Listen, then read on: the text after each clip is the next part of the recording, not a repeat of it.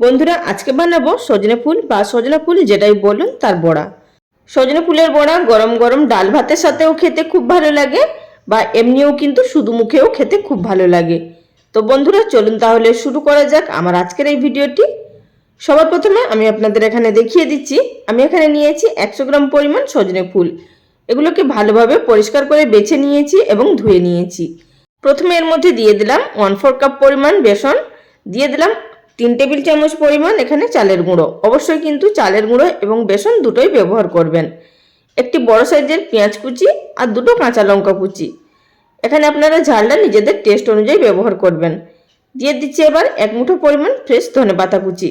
অনেকেই সজনে ফুলের বড়ার মধ্যে ধনেপাতা দিতে পছন্দ করেন না, আপনারা যদি না চান নাও দিতে পারেন।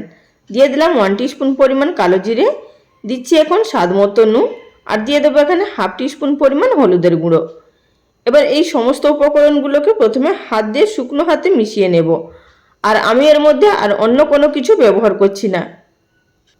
এবং এই বড়াগুলো এমনিই কিন্তু মুচমুচে হবে, এর মধ্যে কোনো রকম বেকিং পাউডার, বেকিং সোডা বা গরম তেল দেওয়ার কোনো প্রয়োজন নেই।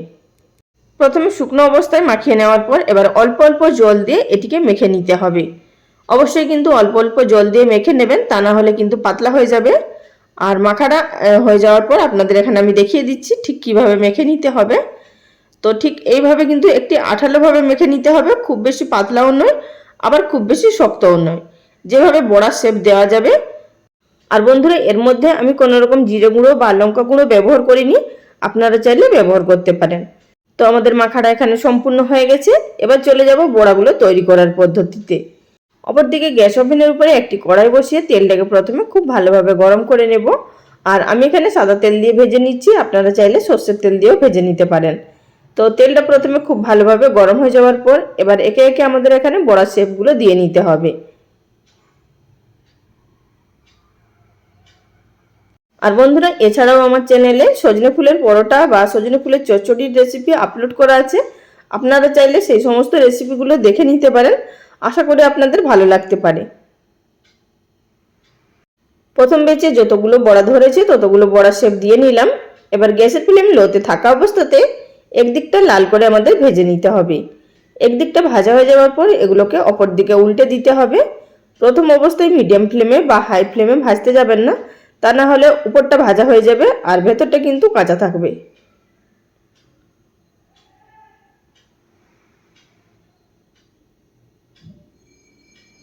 অপর দিকে উল্টে দেওয়ার পরেও অপর দিকটাকেও কিন্তু আমাদের ভেজে নিতে হবে যতক্ষণ না দুদিকটা কালার চেঞ্জ হয়ে যাচ্ছে। আর দুদিকের কালার যখনই চেঞ্জ হয়ে যাবে তখন কিন্তু এগুলোকে উল্টে পাল্টে ভেজে নিতে হবে সুন্দর করে। তখন কিন্তু গ্যাসের ফ্লেমটা মিডিয়াম টু হাইতে করে দিতে হবে।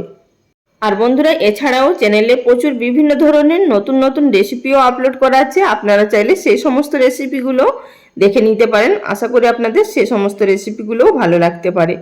তো আমার এখানে বড়াগুলো ভেজে নেওয়া হয়ে গেছে, এবার এগুলোকে তুলে নেব।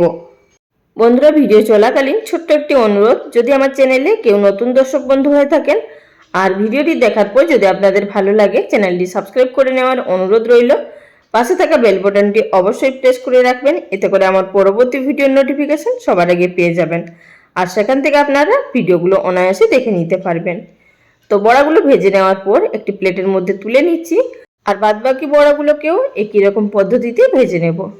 তো আমার এখানে সমস্ত বড়াগুলো ভেজে নেওয়া হয়ে গেছে, একটি প্লেটের মধ্যে সার্ভ করে নিয়েছি।